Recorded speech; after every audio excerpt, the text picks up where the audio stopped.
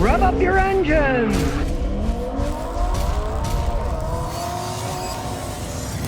Well, if you wonder why RAV4s are the biggest selling SUV in their class in the United States, here's a 2015. It's got almost 200,000 miles. Guy bought a used one and only had 40,000 miles. Hasn't had any real problems. It's making a little bit of a noise at 30 to 40 miles an hour. From the driver's side, we're going to check that out. First, we're going to do an overall perspective of the vehicle. It's a 2015, and it's got what's called 2 ARFE engine. This is an almost indestructible engine. They can run forever. This one's got a couple 100,000 miles, doesn't burn any oil, and it's simpler. It's only front wheel drive. It's not all wheel drive. And this particular one was made in Canada. Canadians do a pretty good job. Now we're going to hook the scan tool up to the OBD port. It's already detected it, so you never know when you got noises that come and go. I did hear it a little going 35 when I road tested it. Wasn't particularly loud, and you say it gets louder and it gets quieter. The first thing you really want to do is an in-depth scan, because if there's one problem that the RAV4s can have, it's not all that common, but it does happen. These automatic transmissions, and they have gears, they're automatic transmissions, they're not CVTs. They can wear out sometimes, and this has got almost 200,000 miles. It's a 6-speed transmission. They've been making them for quite some time. Occasionally they will wear out. So we're going to go through all the data, especially the transmission data first, to see if anything is off. And you really need a good scan tool for this, because something that comes and goes. A real fancy computer will have all the data. It stores it all. So something that you might miss because it only occurs once in a while, if it is an actual problem, there'll be data that's off on these things, or codes that'll give you some information about it. So here we go, RAV4 2015 2 ARFE, great engine, no smart key, and we'll do a total scan of this thing. And we can do a topology scan of all the computer systems, and as it's scanning it, we'll look around. We can see, hey, got the fake carbon fiber. It's a 2015, so none of that plastic stuff is melting like some of the newer ones do. You can see this is his work vehicle. Not a lot of room, but it's got a sunroof. That's how they sell so many of them. It does have 12 trouble codes. We will start with the ECM system, engine and transmission, and we'll see what's happening there. Startability fault. Well, that we don't care about. It's a very common thing in cold weather. Keys that have anti-theft capabilities, they get weird, so we'll just erase that. Look at the body control module. Well, we know that because the stupid tire pressure monitoring light's coming on, so we'll ignore that. He doesn't care. He checks his pressure with the tire gauge. And we have a code over here. Driver door motor, well, we're probably not going to care about that either. A lot of crazy computer stuff will get codes as they age. Driver's side door, these switches, sometimes they act out, short up. Works good enough. He doesn't care. He's not going to buy this expensive console when he can still roll the windows up and down. And it says there's a problem with the GPS system, the navigation. I was never a fan of navigation systems that come with a factory. Hey, I'm a Google fan. I use my Google Pixel and Google Maps whenever I go anywhere. It updates much better. It gives me traffic reports. You know, there's lots of different systems you can use. Why waste money on a navigation system in a stupid car? We all have smartphones that work better anyway. And it's got codes for lost communications, body control module, air conditioner, ECU communication. Realize these AC systems, it's dual systems. You can make one temperature one side, and they'll act up every once in a while, but his heat and his AC work good enough for him, so we'll just erase those stupid codes. Pressure sensor, refrigerant pressure, abnormal. You're a little bit low on refrigerant. That'll often trip it. It's cold now in the summer. I would just check it, and I would add refrigerant when it's warm outside. Take my advice, never have your air conditioning system worked on when it's snowing outside and it's cold. You don't know if you fix it right. You might buy things you don't necessarily need. Wait till the weather's warm to have your air conditioning system worked on. It's foolhardy to fix it in cold weather, because let's say you fix it in January, but you don't really need it until April or May. Well, then if it doesn't work, they'll say, well, you had a 30-day warranty and that's passed. So always fix AC stuff when it's warm outside. Don't do it when it's freezing cold. So now that we've gone through all this stuff, we're going to start it up. But we can't start it up because the battery's gone dead. Well, at least we know he needs a battery. And of course, a weak battery will lead to communication codes. So there may not be any problems with any of that stuff. It's just that the battery's weak. So we'll hook up our jump starter. I gotta say, this JF Egwo one is pretty good. It's been sitting for 2 years in my wife's trunk. Still got 70% left. Should be good enough to start it. Yep.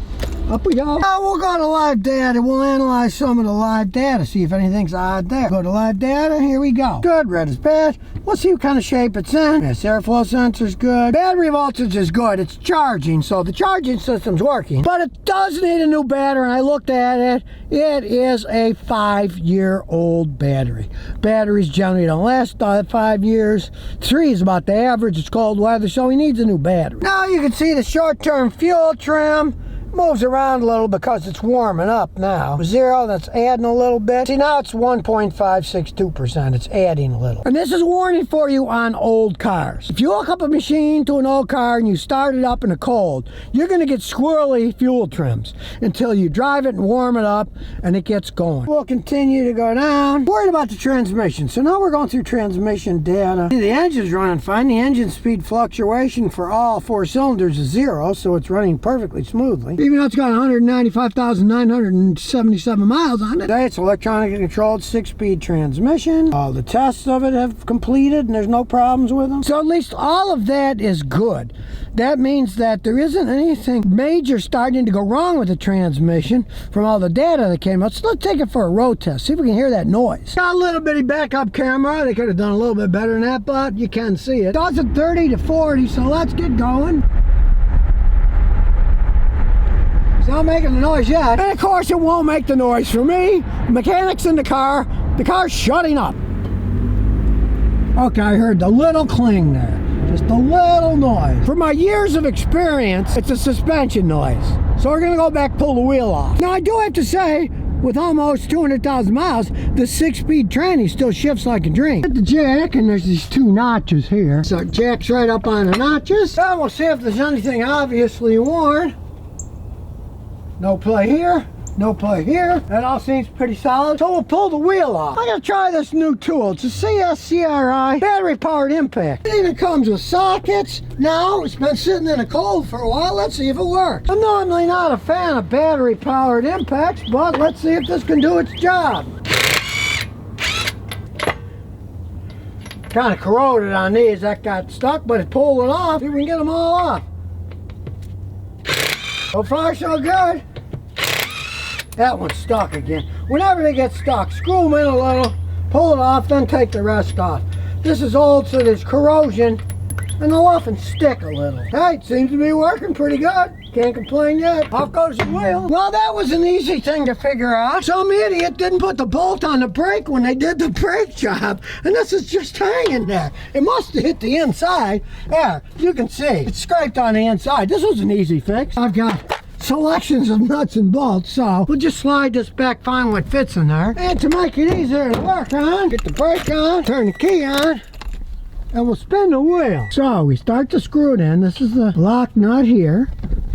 And we'll put it on. And with these 2 wrenches, we got it nice and tight now. Clown worked on that. We better make sure this one's tight too. Now I'm assuming this one came off because of a problem. If you just tighten the outside here, the inside one will spin. That's why I used a wrench on each one. If you don't put a wrench on each one, obviously somebody left this one too loose. It was spinning and it came off. Now it's tight and it won't come off. So if you ever work on a system like this and you're tightening that bolt up, if you see the bolt keeps turning and doesn't stop turning, that's because it's not on tight. You need to put a wrench on the inside and then the outside wrench. That'll hold it and make it tight. In this case, I'm assuming somebody just turned the outside, didn't make sure the inside nut wasn't spinning, and it came off. Either that, people were complete morons and just left it off in the first place. I can't see too many people being that dumb. They probably just didn't tighten it right. So we'll put the wheel on snug with this, just snug. Then we'll tighten it up with a torque wrench. Then we'll let it down. Okay, it's about 75 foot-pounds, so we'll go to 70. Okay.